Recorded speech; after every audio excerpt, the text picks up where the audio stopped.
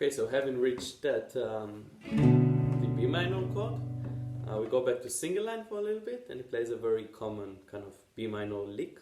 So this is a very bebop-ish thing to play on a B minor. The notes are C sharp, E, D, F sharp, A, C sharp, and then E up here. So what we basically are doing is we're arpeggiating this D major 7, right? But we start with circling around it, kind of approach note, approaching from below, approaching from above, and then we reach this D, and we just arpeggio this. And of course the D major 7 is contains kind of the same notes that a C minor 9 contains, right? If you think about we have a D, that's the third of the B minor, an F sharp is the fifth, an A is the 7, and the C sharp is the 9. So I'm just going quickly through this because, well, this is this is basic kind of jazz theory or something like that. So if we're playing chords and stuff, we should be past this. But just in case you've never heard that lick, it's a very useful one. Anyway, we reached up this E. And now it gets a bit more complicated. He uses kind of notes. He uses a few notes out of the diminished chord to kind of play this lick, diminished scale, sorry, and but also some chromatic notes as well. So he plays an E, and then he keeps the E up there again, and he plays this really cool kind of lick on E7, on the E7, and the second time he reaches this E up there, it feels like the resolution to A major. So I'll just walk you through the notes once. We had the E up there, and now we have an E octave down, an F natural, right? So this is the diminished sound, a G sharp. So this is really the diminished scale sound. And now, of course, the next note on the diminished scale is an F sharp. We don't have the A on the diminished scale, but he plays it anyway. So he plays this kind of chromatic passing note. And now, instead of just playing the A sharp on its own, he doubles it, he adds to it a G sharp. So we have this major second.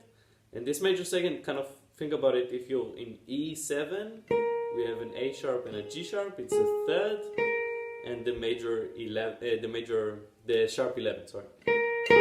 So of course this is a really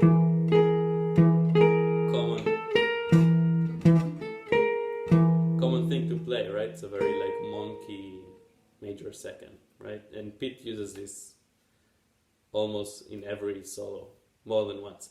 So we walk up to this major second, and then we resolve this kind of really tense interval by walking up another half step to B, and then a perfect fourth to E. So I'll just play that passage again. And this is the moment where we reach the A major, and now he plays another series of, like, it starts up with an interval up here.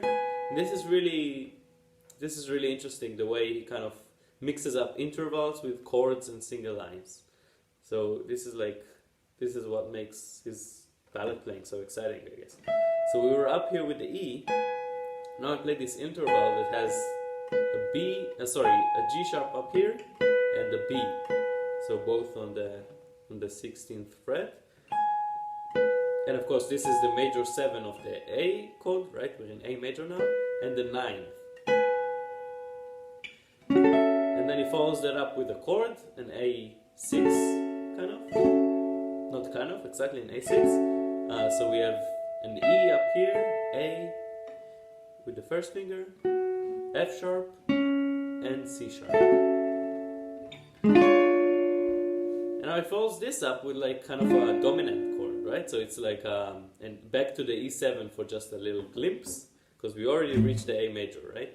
But just to create some more movement, he plays another another kind of E7 chord, E7 6 flat 9. So we have a C sharp up here, an F, D, and the G sharp. So notice the F is natural. That's the flat 5, right? In the E7. Now we resolves it back to A, but this time with just a single line, just the A. So I'll just play this whole sequence once again. Now once it reaches this A, we had this bass going down, right? We had this bass going down from A to F sharp to E, and he kind of plays around with that idea. He plays an F sharp up here, an F sharp up here, a C sharp, and then another F sharp. So this is kind of like spelling out this F sharp 9, sorry. Kind of considering, I guess, the F sharp minor in his head. And then it just goes down to the open string. So again, from the A, we have F sharp, C sharp, F sharp, and A and E. Sorry, going down to the E, the sixth string. So once he reaches this E, the low E, he doubles down on the descending bass line with a descending harmony line, the same way it does in the first chorus.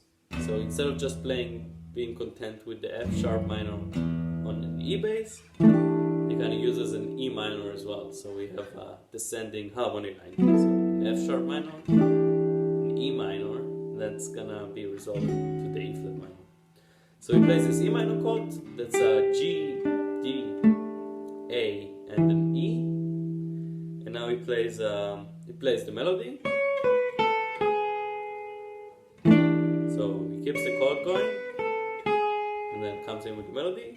The melody is, if you haven't checked it out yet, C sharp, B, A, and resolves to A flat, which is the point in which we hit the E flat minor. And now he plays a little kind of melodic line on the E flat minor, A flat 7, right? The 2/5 that goes with E flat.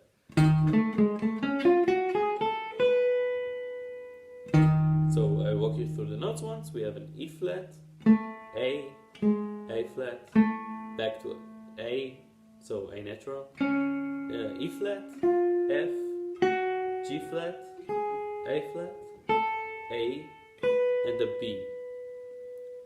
You should play that actually with the 4th finger, because we're gonna need the chord down here. So I'll just play that once again. And now he does a pretty similar thing to what he did in the first chorus again. He thinks about this B, it sounds like he thinks about this B as 9, instead of being, as you usually think about it, being the sharp 9 of an A flat 7 chord. He kind of predates that A flat with an A minor, right? So that's kind of that's a sub 5 sound, basically, because if you think about it, the sub 5 of A flat is D, and then if you want to play the second for D, right? If the D is the 5, then the second is A. So playing this A minor sounding chord is really a way of kind of reiterating a sub 5 sound. So anyway, he plays this B up here, and then the interval is just a G and a C, just the 4th and 3rd string. It doesn't really hit the 2nd string here. You don't really want to hit the E there. And then afterwards, the G descends to an F sharp, and then we just kind of arpeggio this D7 chord the same way we did in the first chord. So we have an F sharp, C, A, and then we resolve it to A flat, and that's the point where we reach the D flat major chord. So again, and again on this D flat he just plays the same way he did in the first chorus. He plays an A flat, and then he complements it with the perfect 4th chord. So we played an A flat, and then we play E flat, flat, B flat, and F.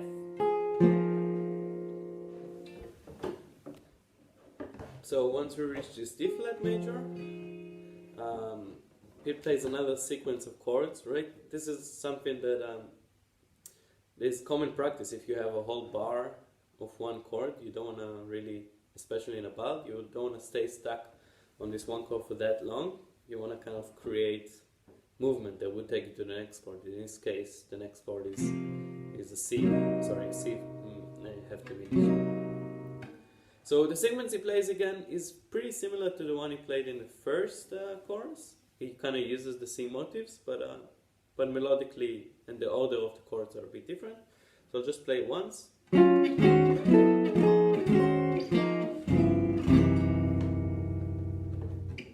So let me take you through the chords. The first chord is kind of like an E flat minor 9.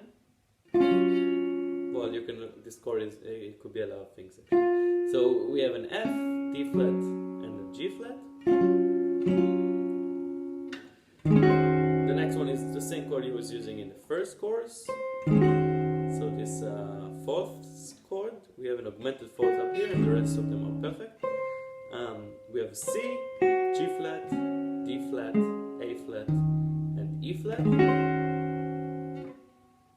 And now he skips up, he skips before first chorus he was walking up the scale, E flat, A flat, F, G flat. Now he skips the F this time and goes straight into this chord, the G flat minor sounding chord, which is E flat up here, an A or a B double flat B, but yeah, an A, E, B, and then F sharp. So it kind of transposed into an F sharp in the middle of the chord. But yeah, maybe it's easier just to think about it as an F sharp, and then we would have a D sharp, an A, an E, an A, and an F sharp in terms of notes. And now we hit the F minor chord. So we played that one first. Now we hit the F minor. We keep a C up here, and then it's just a perfect fourth chord. So a C, A flat, E flat, B flat, and F. And now back to the second chord. Yeah, C, G flat, D flat, A flat, E flat. And now it plays this major fourth chord we were playing on the D flat before. So back to the D flat kind of. We have an A flat, E flat, B flat, F. Now he does the same thing he did in the same chorus. He wants to go into an F sharp 7, which is the sub 5 of the C chord. Because the C is a half diminished chord, so we'd have to kind of turn it into 7 in our head first, and then sub 5 it. But of course, this is something that Pete does all the time, so this shouldn't come to you as a surprise. We want to reach this F sharp chord. So we start from half a step up. So we start from a G7 chord, and I'll walk you through the notes. It's a G7 13 chord, sharp 11 13. So a G, E, B, F, C sharp, and the G. And now we walk half a step down to the F sharp chord, F sharp, D sharp, A sharp, E, C, and the F sharp. So having reached this, the F sharp chord, it goes back to playing the melody. So this is just the melodic line, right? It's just G sharp, F sharp, and F. And then he plays this kind of F13 chord beneath it. Of course, it's with E flat in the bass, so F13, F7 13 with E flat in the bass. So we have an F, a D, A, and E flat. And then it goes down to this F flat 13 sharp 11 chord. So he plays the bass first, the F chord, the low F, and then plays the chord after it. And the notes are F, D flat, A, E flat, B, and then F. Then it back to the same chord we've been using the whole time for the B flat major. It's perfect 4th chord. F, D, G, D. So I'll just play this whole sequence together again.